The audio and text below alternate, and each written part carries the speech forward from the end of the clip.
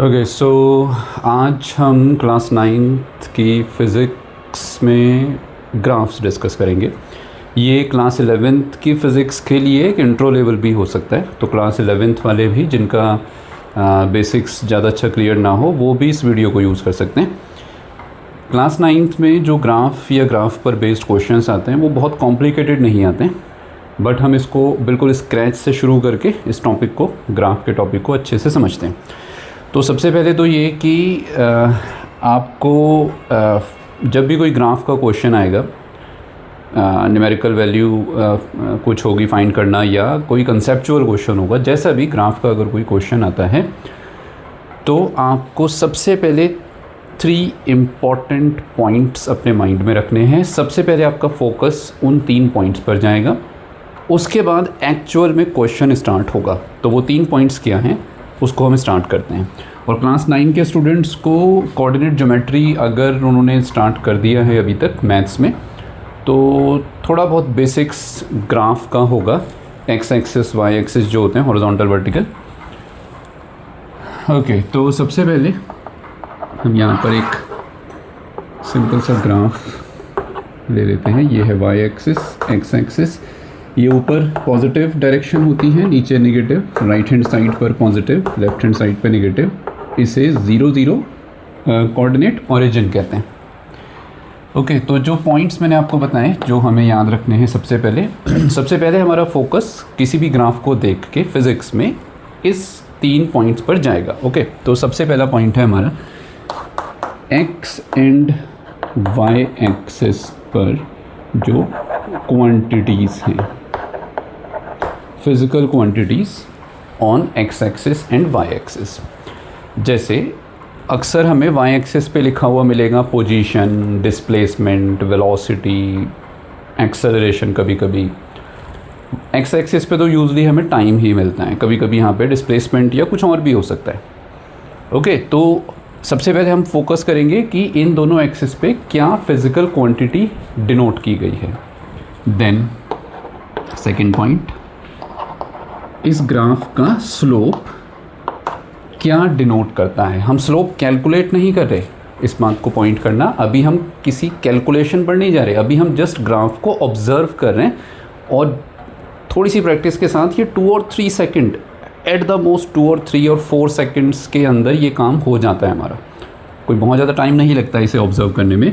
Slope of the graph, जैसे suppose मैंने यहाँ पर एक ग्राफ प्लॉट कर दिया, एक स्ट्रेट लाइन, तो इस ग्राफ का स्लोप क्या डिनोट करता है उसके लिए हमें याद रखना है quantity at Y axis upon quantity at X axis.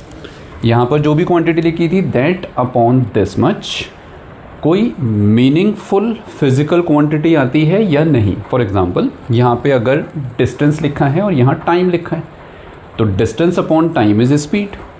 यहाँ अगर वेलोसिटी लिखी है और यहाँ टाइम लिखा है, वेलोसिटी अपॉन टाइम को हम एक्सेलरेशन कंसिडर करते हैं। बेसिकली चेंज इन वेलोसिटी से वेलोसिटी ही फाइंड होकर निकल कर आती है, तो वो वेलोसिटी अपॉन टाइम ही माना जाता है। तो this quantity upon this quantity क्या कोई मीनिंगफुल क्वांटिटी बनती है फिज़िक्स में? ज़रूरी नहीं है कि ये हमेशा होगा, ठीक है ना, ये ध्यान रखना। कभी कभी दिस अपॉन दिस क्वांटिटी कोई मीनिंगफुल नहीं होगी फिज़िक्स में क्वांटिटी, तो आप उसे स्किप कर दोगे, कोई प्रॉब्लम नहीं है। Then area under the graph, ये हमारा last point, third point, area under the graph. Area under the graph का मतलब है इस स्ट्रेट लाइन ग्राफ के नीचे का ये पार्ट, ये जो शेडेड पार्ट है, इसका एरिया। अब ये जो शेप है ये हर जगह कुछ और होगी। अभी यहाँ पे ट्राइंगुलर शेप बन गई है, स्ट्रेट लाइन के नीचे का पार्ट ये ट्राइंगुलर आया। हो सकता है कभी स्ट्रेट लाइन ऐसे हॉरिजॉन्टल हो, उसके नीचे का पार्ट रेक्टेंगुलर या स्क्वायर शेप आए, हो सकता है ट्रेपेजियम शेप आए, ठीक है। तो उसको ध्यान रखना है, वो ज्योमेट्री का फॉर्मूला डिसाइड करेगा कि उसका एरिया कैसे निकलेगा। अभी ट्राइंगल है तो half base into height, square shape होगी तो साइड का स्क्वायर, रेक्टेंगल होगा तो लेंथ इंटू ब्रेथ। ओके, इसके अकॉर्डिंग हम अभी निकालेंगे। अभी हम करेंगे कुछ एग्जाम्पल्स डिस्कस। तो एरिया अंडर द ग्राफ क्या क्वांटिटी होगी उसके लिए चेक करना है quantity at Y axis into quantity at X axis. इसमें आपको इन्हें मल्टीप्लाई करना है this quantity into this quantity. Again जैसे यहाँ पर अगर लिखा है डिस्प्लेसमेंट और यहाँ लिखा है टाइम, तो डिस्प्लेसमेंट इनटू टाइम कोई मीनिंगफुल क्वांटिटी नहीं आती हमारी, तो हम उसे स्किप कर देंगे। बट अगर यहाँ वेलोसिटी या स्पीड और यहाँ टाइम लिखा हो तो speed into time is distance covered, या velocity into time is displacement covered. Okay, acceleration into time is change in velocity या सिंपली वेलोसिटी। तो हो सकता है कभी इन दोनों क्वांटिटी का प्रोडक्ट या इन दोनों क्वांटिटी का रेशो डिवीजन, जो हमारा सेकंड पॉइंट था, कोई मीनिंगफुल क्वांटिटी हो और हो सकता है ना हो। आपको जस्ट ये 3 पॉइंट बहुत जल्दी से हर ग्राफ पे सबसे पहले ऑब्जर्व करना है, उसके बाद क्वेश्चन को एक्चुअली पढ़ना है कि अब उसमें क्या फाइंड करना है, क्या गिवन है एंड सो ऑन। ओके, तो ये 3 पॉइंट्स आपको पॉज करके कॉपी कर लेने हैं एक बार। अब हम बढ़ते हैं आगे। तो ग्राफ का बेसिक फंडा यहाँ से स्टार्ट हुआ। अब हम थोड़ा सा ज़रा समझते हैं कि एरिया तो सबको क्लियर है, एरिया तो हम प्राइमरी क्लासेस से पढ़ते हुए आ रहे हैं, तो हमें पता है कि क्या होता है, कैसे निकलता है, उसका फॉर्मूला है। स्लोप को थोड़ा सा मैं एक्सप्लेन कर देता हूँ ज़रा। सपोज़ ये एक क्वांटिटी है एक्स एक्सिस पे टाइम, और यहाँ हम ले लेते हैं डिस्प्लेसमेंट। डिस्प्लेसमेंट को हम s से डिनोट करते हैं, टाइम को t से। ये है हमारा ओरिजिन 0 पॉइंट, और यहाँ पर हमने एक लाइन ऐसे और एक लाइन ऐसे प्लॉट की। इनको हमने नाम दे दिया a एंड b का। ओके, तो अब आप नोटिस करो कि ये जो 2 लाइंस हैं, ये 2 ग्राफ हमने प्लॉट किए हैं, इसमें स्लोप क्या मीनिंग है।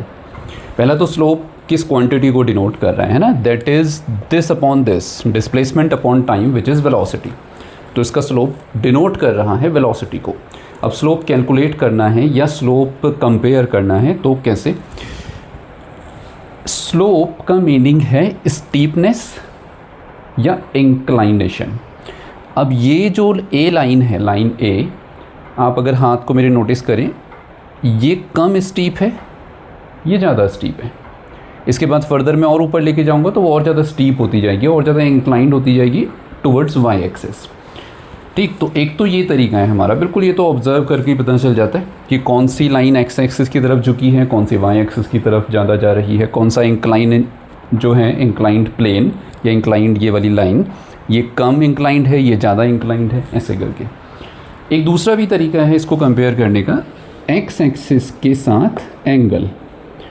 तो इसमें भी आप नोटिस कर सकते हो, जो ए लाइन का एंगल है वो छोटा है और बी वाली लाइन का एंगल बड़ा है, ये भी स्लोप को ही डिनोट करता है। तो जिसका एंगल एक्स एक्सिस के साथ ज़्यादा होगा उसका स्लोप भी ज़्यादा होगा, जिसकी स्टीपनेस इंक्लाइनेशन ज़्यादा होगा, वाई एक्सिस की तरफ जो झुका हुआ होगा, एक्स से दूर होगा, उसका स्लोप ज़्यादा होगा। किसी भी एक पॉइंट को आप पकड़ के और उसी पर प्रैक्टिस करें तो ज़्यादा अच्छा रहता है। तो जैसे भी एंगल वाइज, और ध्यान रखना एंगल आपको जो लेना है वो एक्स एक्सिस के साथ ही लेना है, और एक्स एक्सिस के साथ पॉजिटिव डायरेक्शन, यानी ये राइट हैंड साइड वाला। कोई कहता है कि नहीं एक्स एक्सिस तो इधर भी होती है तो इस साइड वाला एंगल ले लें, नहीं, हमेशा एक्स एक्सिस के साथ राइट साइड वाला पॉजिटिव साइड वाला एंगल चूज़ करना है, उसके हिसाब से स्लोप डिसाइड होता है। ओके, तो अभी स्लोप कैलकुलेट करने के लिए तो नहीं आ रहा है, अभी हमारा क्लास 9th में ये जस्ट कंपेयर करने के लिए आता है। ओके, तो ये हो गया कम स्लोप, ये हो गया ज़्यादा स्लोप, दैट मीन्स, और स्लोप क्या डिनोट कर रहा था यहाँ पे, वेलोसिटी। तो ए की वेलोसिटी कम, बी की वेलोसिटी ज़्यादा। इस तरह से आपको ये चेक करना है। अच्छा, अब हम 2-3 ग्राफ को भी डिस्कस करते हैं, किस किस टाइप के ग्राफ पॉसिबल हैं। जैसे मैंने बोला, अभी हम ज़्यादा कॉम्प्लिकेशन में नहीं जाएंगे क्योंकि क्लास 9th में ग्राफ बहुत ज़्यादा कॉम्प्लिकेटेड नहीं आता, बहुत सिंपल है। जो नई NCERT बुक आई है मार्केट में, वो भी, उसमें भी जो क्वेश्चंस हैं वो हार्डली एक क्वेश्चन है बैक एक्सरसाइज में जो थोड़ा सा कैलकुलेशन वाइज थोड़ा कॉम्प्लिकेटेड है, अदरवाइज़ कंसेप्ट्स वाइज कोई बहुत कॉम्प्लिकेशन नहीं है। क्लास 9 के क्वेश्चन सिंपल ही बनते हैं ग्राफ के। ओके, तो फिर भी हम इसको अच्छे से डिस्कस करते हैं। अब आपको बस एक लास्ट चीज़, फिर उसके बाद हम ग्राफ शुरू करते हैं, vector quantity and scalar quantity. Okay, तो मे बी ये आपने कहीं सुन रखा है वेक्टर स्केलर के बारे में, तो मैं थोड़ा सा इसको एक्सप्लेन कर दूं, इसकी ज़रूरत हमें पड़ेगी यहाँ पे। वेक्टर क्वांटिटीज़ वो होती हैं, वो फिज़िकल क्वांटिटीज़ जिसमें आपको उसकी वैल्यू मैग्नीट्यूड उसकी न्यूमेरिकल वैल्यू जो होती है उसके साथ साथ उसकी डायरेक्शन की भी ज़रूरत होती है। और स्केलर क्वांटिटीज़ में डायरेक्शन नहीं चाहिए, सिर्फ उसके मैग्नीट्यूड से ही काम हो जाता है। जैसे एक एग्जांपल लेते हैं, वेक्टर क्वांटिटी डिस्प्लेसमेंट होती है और स्केलर क्वांटिटी डिस्टेंस होती है। दैट मीन्स अगर कोई आपसे पूछता है कि एक पार्टिकल, एक ऑब्जेक्ट ए पॉइंट से बी पॉइंट पर गया, बताओ उसकी डिस्प्लेसमेंट क्या है, तो अगर आप सिर्फ ये कह देते हो कि 5 मीटर, 10 मीटर, 2 सेंटीमीटर, तो ये कंप्लीट आंसर नहीं होगा। आपको ये भी बताना होगा कि डिस्प्लेसमेंट किस डायरेक्शन में हुई है, नॉर्थ की तरफ, due north, due east, due south west, due upwards, downwards, ऐसे करके कुछ भी तरीके से आपको उसकी डायरेक्शन मेंशन करनी होती है वेक्टर क्वांटिटी में। और स्केलर क्वांटिटी में आपको इसकी ज़रूरत नहीं होती है। जैसे speed and velocity, speed is scalar and velocity is vector. तो अगर आपसे कोई कहता है एक कार की वेलोसिटी 20 मीटर पर सेकंड है या समथिंग, तो अच्छा होगा कि आप उसके साथ उसकी डायरेक्शन भी यूज़ करें, तभी वो कंप्लीट माना जाएगा। स्पीड के लिए आपको डायरेक्शन की ज़रूरत नहीं है। ओके, तो अब इसकी यहाँ पे हमें क्या ज़रूरत है, ग्राफ में इसका क्या मीनिंग है, इसका क्या यूसेज है। तो डायरेक्शन को ज़रा थोड़ा सा समझते हैं हम लोग, क्योंकि जब हम डिस्प्लेसमेंट टाइम ग्राफ के साथ डिस्टेंस टाइम ग्राफ भी स्टडी करेंगे तो वेक्टर स्केलर का फंडा वहाँ पे क्लियर होना ज़रूरी है।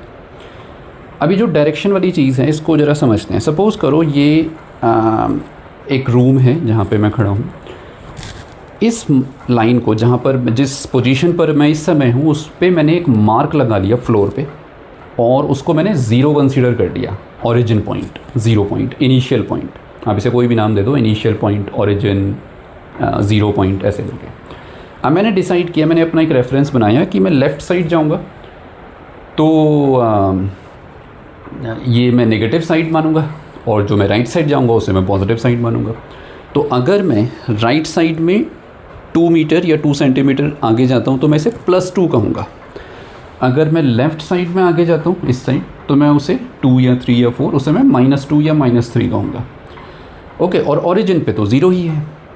तो अगर कोई बॉडी नेगेटिव साइड में कहीं प्लेस्ड है या मूव कर रही है तो उस पर माइनस साइन आएगा, पॉजिटिव साइड में है तो उस पर पॉजिटिव प्लस साइन आएगा। ये पॉजिटिव नेगेटिव साइन ग्राफ में प्लस माइनस के अकॉर्डिंग डिसाइड होते हैं। अब मैं इस चीज़ को एक एग्जांपल पे देता हूँ। ये सिचुएशन आपने समझी।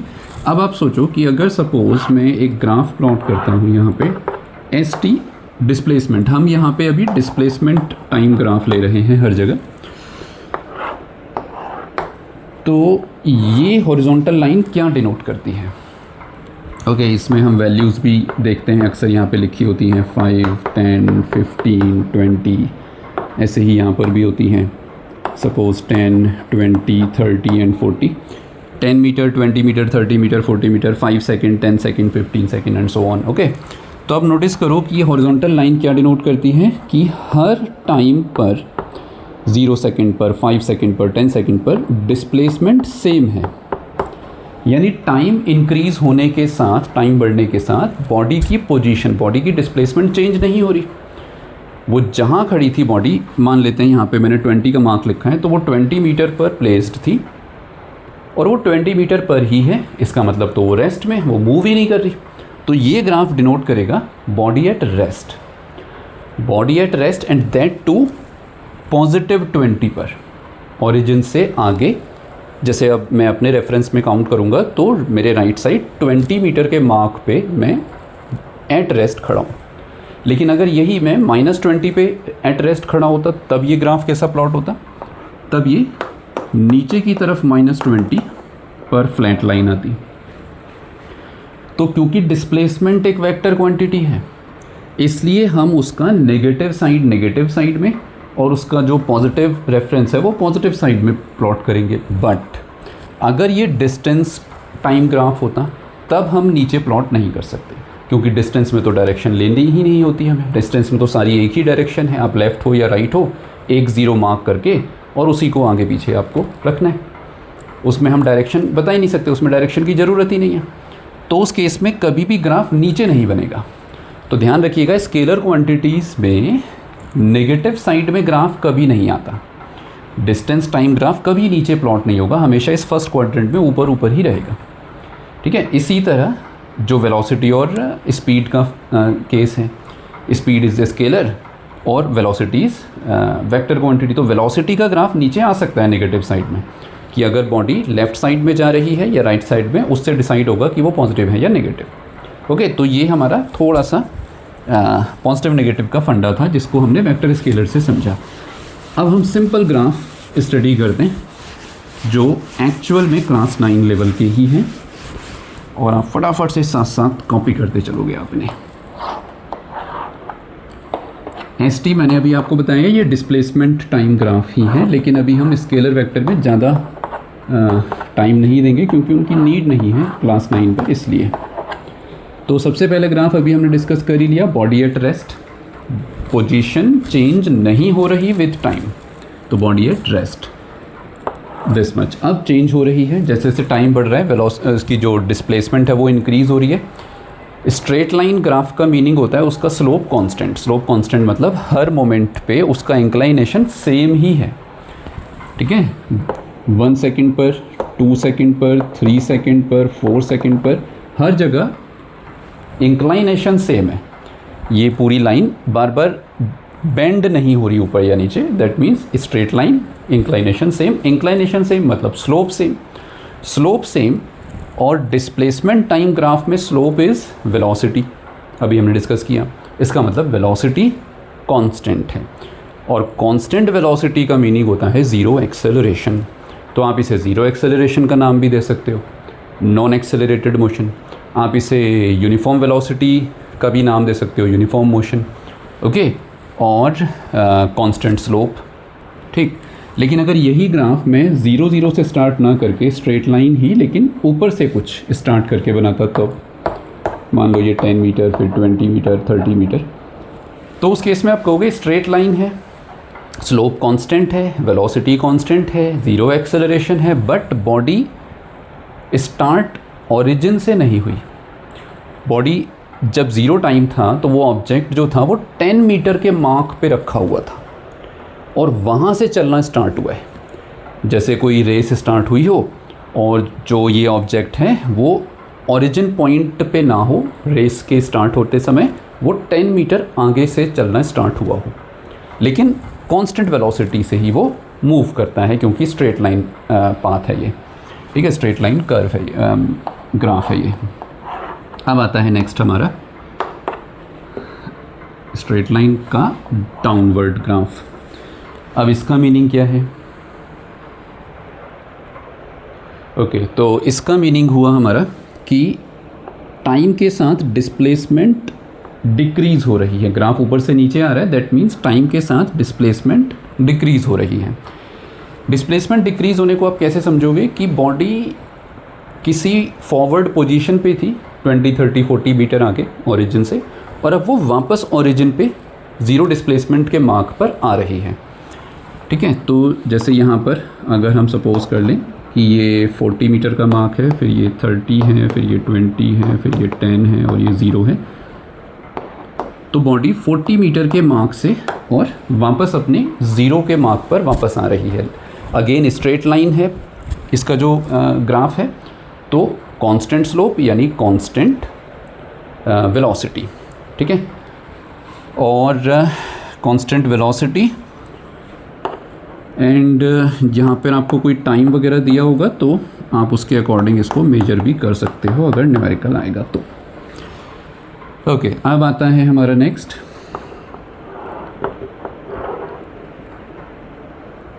कर्व पाथ पर आते हैं। अब हमारे ये वाले कंप्लीट हो चुके हैं।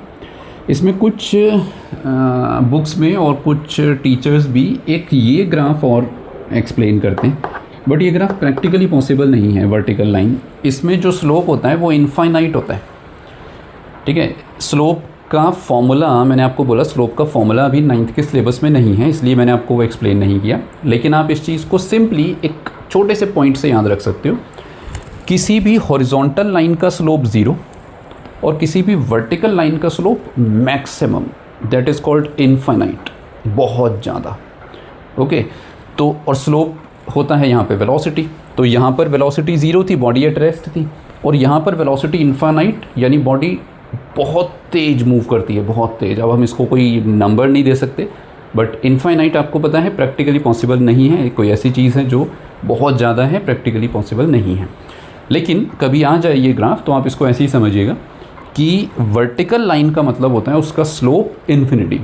अब क्योंकि ये डिस्प्लेसमेंट टाइम ग्राफ है तो इसमें स्लोप है वेलोसिटी, इसलिए वेलोसिटी इन्फिनिटी। कोई और स्लोप होगा तो दैट मच इन्फिनिटी। ओके, तो अब आता है हमारा कर्व। इसको मैं इरेज कर देता हूँ ज़रा। तो 2 कर्व हैं अगेन। वैसे कुल मिला के ये 4 कर्व्स होते हैं, फ़िलहाल हमें 2 स्टडी करने हैं। एक कर्व है लाइक दिस और एक है लाइक दिस। अब बात यहाँ पे आती है कि ये जो कर्व हैं ये कांस्टेंट स्लोप नहीं है, तो इनका स्लोप हमें कैसे फाइंड करना है। यहाँ पर एक छोटा सा पॉइंट मैं आपको ज्योमेट्री का इंट्रोड्यूस करूँगा। यहाँ पे मैंने 2 पॉइंट बनाए और उन 2 पॉइंट से हमने एक ऐसे टच करती हुई लाइन ड्रॉ की। इसको हम आने वाली क्लास में, क्लास 10th में टेंजेंट पढ़ेंगे। इसे टेंजेंट कहते हैं, जो किसी कर्व पर टच करता हुआ जाता है स्ट्रेट लाइन की तरह। ऐसे ही यहाँ पे ये एंड ये। अब आप नोटिस करो कि ये स्ट्रेट लाइन पहले इस पॉइंट पर ऐसे थी और फिर ऐसे हो गई। तो आप अपने आप नोटिस कर सकते हो इस चीज़ को कि इसका एंगल बढ़ता जा रहा है, स्लोप बढ़ता जा रहा है। यहाँ पर इस पॉइंट पर जो स्ट्रेट लाइन थी वो ऐसे थी, इसका एंगल छोटा था एक्स एक्सिस के साथ, इस कम स्टीप है। यहाँ पर ये ज़्यादा स्टीप हो गई। स्लोप इंक्रीज़ होना यानी वेलोसिटी इंक्रीज़ होना, वेलोसिटी इंक्रीज़ होना यानी एक्सेलरेटेड मोशन होना, इसलिए ये मोशन एक्सेलरेटेड मोशन कहा जाएगा। इसके केस में देखें तो शुरुआत में ये लाइन ऐसे है, बाद में जाके वो फ्लैट होती जा रही है। तो जैसे मैंने अभी कहा हॉरिजॉन्टल लाइन का स्लोप 0 और जो नियर वर्टिकल होती है वो काफ़ी ज़्यादा इन्फिनिटी के आसपास। तो इसमें स्लोप डिक्रीज़ हो रहा है, टाइम के साथ लाइन धीरे धीरे फ्लैट होती जा रही है, हॉरिजॉन्टल होती जा रही है। ठीक है, तो इसका स्लोप डिक्रीज़ होना यानी वेलोसिटी डिक्रीज़ होना, वेलोसिटी डिक्रीज़ होना यानी रिटार्डेशन। तो ये है रिटार्डेशन का केस। ओके, तो वेलोसिटी यहाँ पर इन दोनों ग्राफ में कांस्टेंट नहीं है, क्योंकि यहाँ पर स्ट्रेट लाइन पाथ नहीं है, स्ट्रेट लाइन ग्राफ नहीं है। और अगर स्ट्रेट लाइन ग्राफ नहीं है, कर्व है, तो कर्व पर हर मोमेंट पर स्लोप चेंज होता रहता है। इस केस में ये कर्व पर जो स्लोप है वो डिक्रीज़ हो रहा है, इस केस में इंक्रीज़ हो रहा है। ओके, तो ये 2 ग्राफ हैं हमारे जो आपको अभी देखने हैं। अब हम आते हैं एनसीईआरटी के कुछ क्वेश्चंस पे। New book